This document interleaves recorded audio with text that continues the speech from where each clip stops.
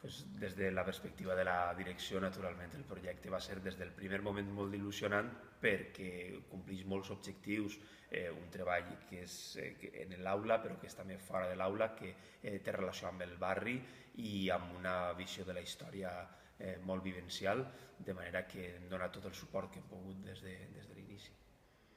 Pense que és interessant perquè nosaltres, el nostre barri, té una història i sempre està bé tindre els coneixements del lloc on vius. De saber lo que ha pasado antes, de que tú estés aquí, cómo ha evolucionado todo lo que es el barrio donde tú vives y donde has crecido.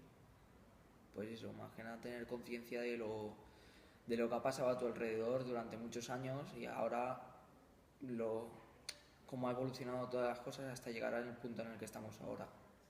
Possiblement això ajuda a que tinguin un poquet més d'identitat en el barri. A voltes no veuen no es veuen suficientment identificats en el barri quan bueno, naturalment han viscut tota la vida i formen part d'ell. I això ajuda també, el conèixer la història del seu barri, de la seva gent, els ajuda a identificar-se. El que més me va cridar l'atenció va ser que la vida sobretot del temps d'oci que ells tenien quan eren xicotets i com ha anat evolucionant fins avui dia m'ha cridat molt l'atenció perquè ha canviat prou.